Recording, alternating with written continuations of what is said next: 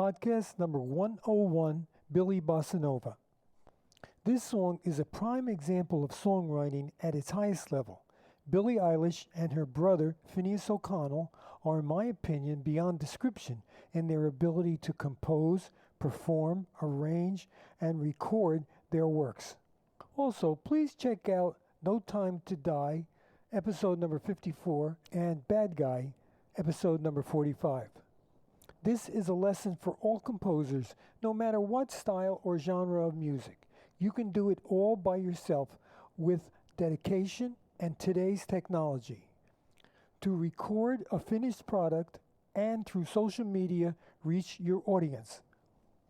Let's begin with the overall architecture. First we have an introduction, then verse 1, a pre-chorus, chorus, verse 2, pre-chorus again, chorus, and another chorus, and then the outro. The Bossa Nova. The Bossa Nova is a style of music combining the rhythms of the samba and jazz harmonies. Basically, a fusion of the samba and jazz using traditional Brazilian rhythm and more harmonically complex jazz harmonies. Most often accompanied by an acoustic guitar, using the fingers of the right hand for different rhythmic accompaniment. It is very interesting to see the video where Finneas accompanies Billie using this style, not just simple triads but jazz chords in a finger style. Very impressive. The Bossa Nova developed in Brazil during the mid-20th century.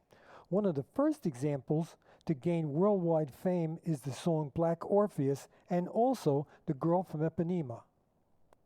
Throughout the history of civilization, music and dance are fused. From ancient times till today, composers have written music for the dance, and dance has been created to interpret the music. They say one way to really hear the music is through interpretive movement. The famed cellist Jacqueline Dupre and her sister, as young children, were encouraged to do this as part of their training as a musician. In fact, many songwriters, producers, and arrangers layer the rhythm first as color on a canvas and then layer the chords, melody, harmonies, arrangement on top of this rhythmic foundation. If you choose a rhythm, which today thousands are available through computer programs, drum machines, on smartphones, or purchased on the internet, as Lil Nas X did for $30, and on this rhythm created one of the most famous songs in recent modern song composition, Old Town Road. You will never run out of inspiration or the ability to create new ideas in songs if you just keep changing the background rhythm, for this will influence the way you play the chords and the way you sing the melody. The introduction. The introduction is 8 measures long. Here we have a perfect introduction in that it sets the usual foundation, introducing such elements as the key signature, tonality, time, tempo, melodic, harmonic, and rhythmic hooks, as well as the overall feel and mood of the work. At first we hear the Bossa Nova rhythm on which the work is layered, played by the chords in a syncopated rhythm. This is a perfect example of the Bossa Nova genre that we mentioned earlier. We are in the key of B flat major. The key of B flat major, the chords are the 1 chord is B flat, the 2 chord is C minor, the 3 chord is D minor, the 4 chord is E flat, the 5 chord is F, the 6th chord is G minor, and the 7th chord is A diminished. The chords in the intro follow an ostinato. That is a recurring pattern that is used in every section, creating a harmonic rhythmic hook. Please check out episode number 51 and 52, which deals with this subject, rhythmic harmonic hooks. The chords used are C minor 7th to C minor 6th. These are extensions of the C minor chord, the 2 chord in the key of B flat. This adds color and density and slight shades of dissonance. Episode number 73 deals with extensions and substitutions. Then we have G minor add 9. This is an extension of the 6th chord G minor. Then we have the G minor triad, the regular G minor chord, and then the 1 chord B flat major. Not to break any copyright laws, please listen to the original recording as we go through the analysis. I will play certain examples though. Here I will now play C minor 7 to C minor 6, G minor 9 to G minor in the bossa nova rhythm, using an acoustic guitar.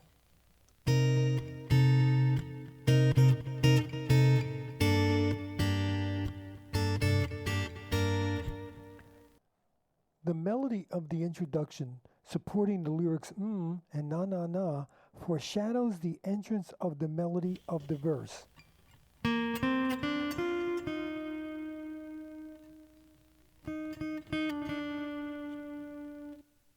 The entrance of the main melody actually starts in the last measure of the introduction, a pickup to the verse. This technique is perfect to highlight something important, in addition, signaling something new about to happen. Here we see both the main melodic hook of the verse combined with the entrance of the verse. Verse 1. This first verse is 16 measures long. It is divided into two 8-measure sections. The second half, the second section, is musically a repetition of the first half with new lyrics. Section 1. The verse is built on the background of the introduction, so the introduction continues with the addition of Billie singing the melody and the bass entering.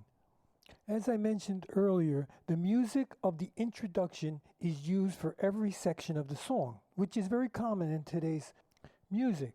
Now, what composers and arrangers do to separate the sections is they have instruments come in and out, or voices, especially adding or taking away different percussion instruments. This is such an important technique. Notice how as each section enters, something new happens. What is interesting here, as far as the bass is concerned, when you play fingerstyle acoustic guitar, many times you hit the root of the chord and then the rest of the chord. Now here, when the bass enters, the bass is doing the same thing. It's syncopated, but it's playing the root of each chord, now supporting the guitar. When you record your own music, if you're adding different instruments, voices, percussion, remember each layer should work with the other layers but not interfere. A perfect example is Quincy Jones's arrangements of the Michael Jackson songs, how each layer, bass, vocals, everything works so perfectly, and you can hear it clearly. They all make sense on their own but work together to create the whole. The melody is divided into 4 2-measure phrases. Phrase 1. The lyrics are, "Love when it comes without a warning." As I mentioned, it begins the last measure of the introduction as a pickup to the verse. It's based on the first 4 notes of the B-flat major scale, ascending and descending, all stepwise, except for the last 3 notes. For the lyrics, a warning, we have the notes B-flat to D back to B-flat, a major third up and down, heard against the C minor 7th chord. B-flat is the 7th and D the 9th of this chord. I know it goes by fast, but if we slow it down, the 7th and 9th are extensions of the C minor chord. Extensions and non-chord tones create varying degrees of color and tension. Subconsciously felt more than heard, it supports the meaning of the lyric. I will play D and B-flat now against the C minor 7th chord.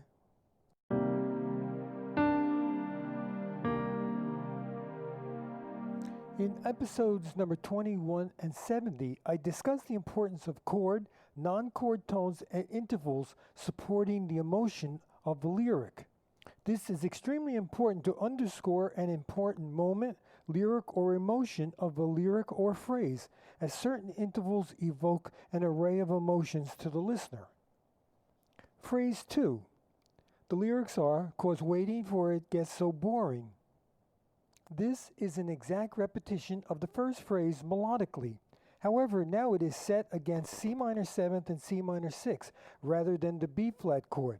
This is one of the most commonly used techniques in modern music, that is repetition and repetition with variation. The variation may be melodically, change of the melody, adding, taking notes away, or rhythmically, the same notes with a different rhythm, or in this case, harmonically. The background chords are different. For example, I will play the notes B flat C, D, E flat D, C, B flat, the melody, first against the B flat chord. Then the same notes will be heard against the C minor chord. I just will sustain that C minor chord so you can hear it.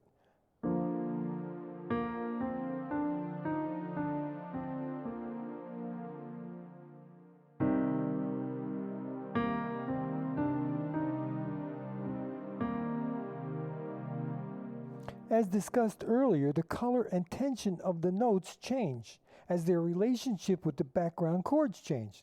This creates something new, simultaneously retaining continuity with something familiar, along with introducing a new color. Repetition and repetition with variation. On this subject, at the end of the first phrase for the lyric warning, we had the 9th and 7th of the C minor 7th chord extensions. For the lyric boring, at the end of the second phrase, we have D and B flat, the 5th and the 3rd of the C minor chord tones, so not as much tension. Lack of tension supporting the lyric boring. I realize once again, this is very, very subtle use of music to support the meaning of a lyric. Whether doing it on purpose or by instinct, I find it truly remarkable. Phrase 3. A lot can change in 20 seconds. Now, once again, phrase 3 uses the same notes as the two previous phrases, this time against another new chord, the G minor, and ending on the C minor 7th to the 6th. The phrase ends on the note C against the C minor chord, resting on seconds. Phrase 4. A lot can happen in the dark. Once more, we have an exact repetition of the melody. This time the chords are also the same. The fourth phrase is the same as the second phrase, chords and melody. The only difference is the fourth phrase ends on the note D. The second phrase ended with two notes, D and B flat. I will play the melody of the four phrases so you can hear those slight differences.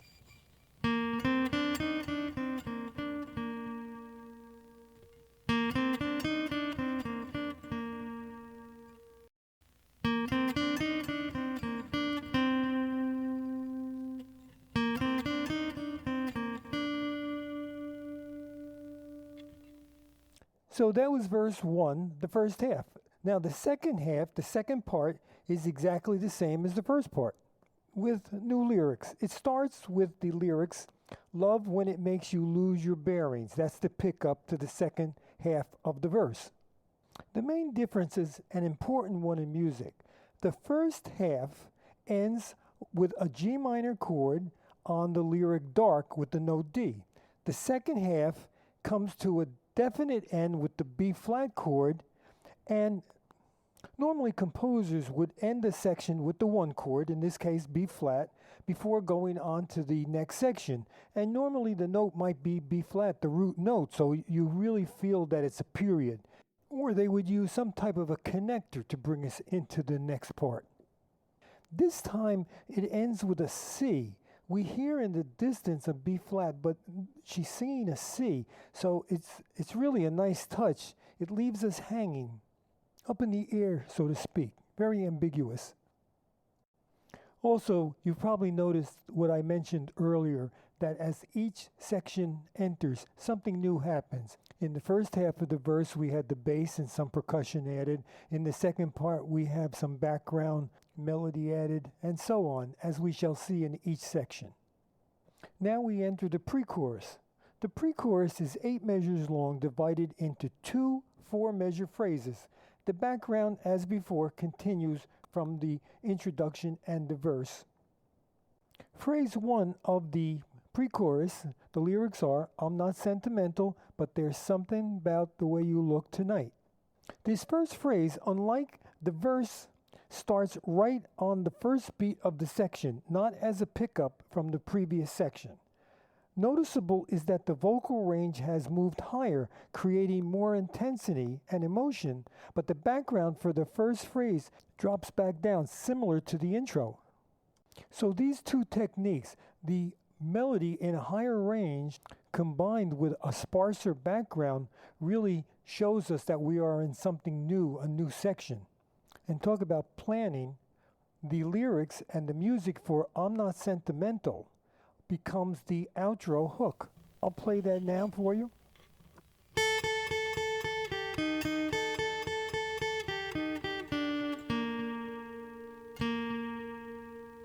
Notice how the second half of the phrase is a repetition of the first half.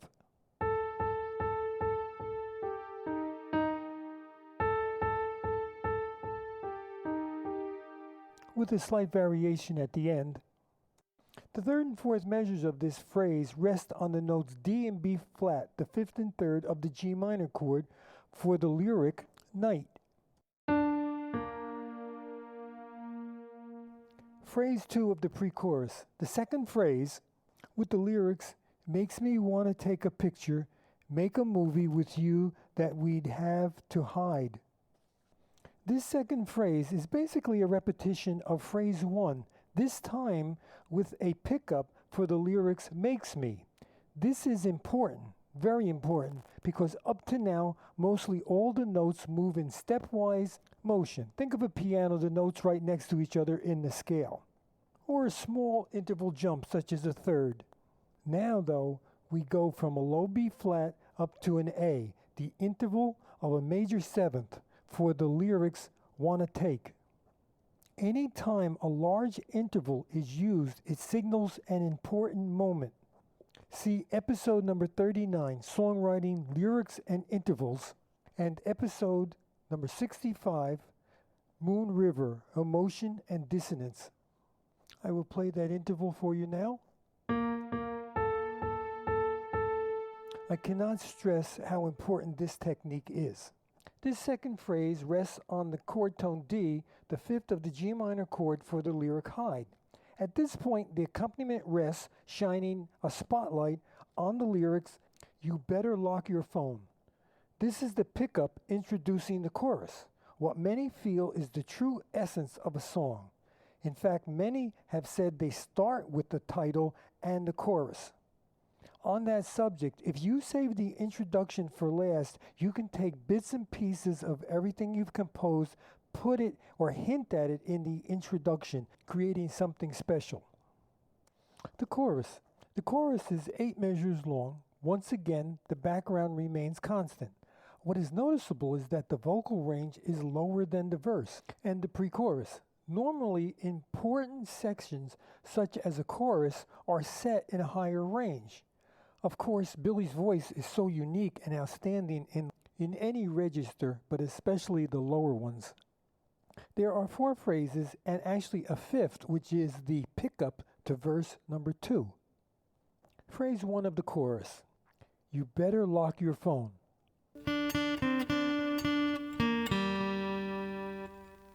As mentioned, this is the pickup into the chorus. Phrase 2. And look at me when you're alone.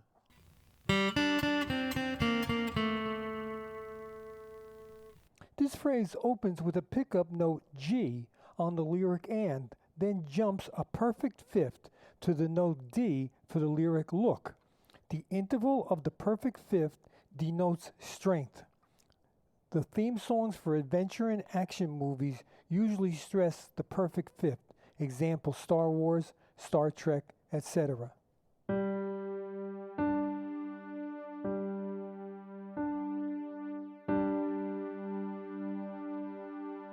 Power chords on a guitar are the perfect fifth. Phrase 3. Won't take a lot to get you going. This is the same as the previous phrase, number 2, melodically, but now heard against the G minor chord rather than the C minor 7th. Once more, tone color changes with different chords behind. Phrase 4, melodically the same as the first phrase, but with these lyrics. I'm sorry if it's torture though. And then, with only a slight pause, we go into the final phrase of the chorus, which acts as the pickup to the repeat of the verse. The lyrics are, I know, it might be more of an obsession. Verse 2. In verse 1, we had two 8-measure sections with the second section musically the same as the first. For verse 2, we have only the second half, the last 8 measures, of course with new lyrics. It opens up with the pickup just mentioned. It might be more of an obsession. Verse 2 is followed by the pre-chorus. Usually the pre-chorus of a song, similar to the chorus, retains the same music and lyrics. Here the last 2 phrases have new lyrics. Chorus number 2. At this point we hear the chorus twice. The first time ending on the lyric, "You better lock your door," which is a pickup into the repetition of the chorus. The second chorus comes to an indefinite ending on the lyric "yours," with the note A against the B-flat major chord, the major 7th.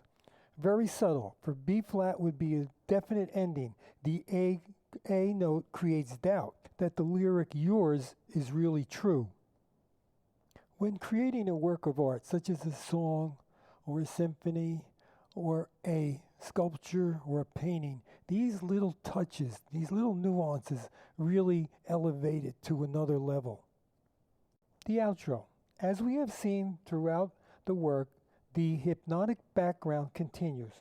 For 8 measures, there is an instrumental interlude. Then 3 exact phrases, "I'm not sentimental," using a fragment of the melody heard in the pre-chorus for those same lyrics, becoming a melodic lyrical hook.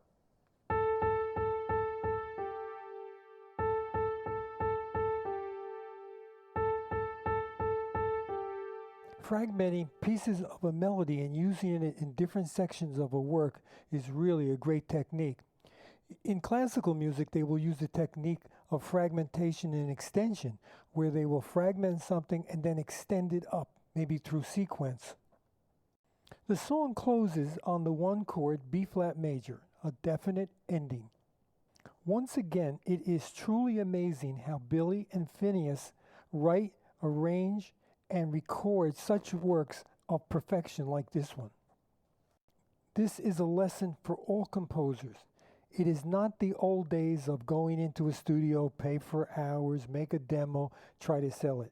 Now you can do it all by yourself or with the help of family or friends. Remember, you have created something that will last forever. It does not matter if it leads to fame or fortune. What matters is that you created a work of art. As I said earlier, this song is a model of perfection, a lesson in how to write. We have seen techniques such as repetition and repetition with variation, a study in planning and execution, shifting melodic tone colors through harmonic movement, dance as an inspiration, melodic, rhythmic, and harmonic hooks, section division through orchestration, ostinato patterns of harmony and rhythm, all valuable and important techniques for your own works. Thank you so much for listening. I'd like to leave you with this quote by Gabriel Fauré. Music exists to elevate us as far as possible above everyday life. Thanks again. Take care. Joe.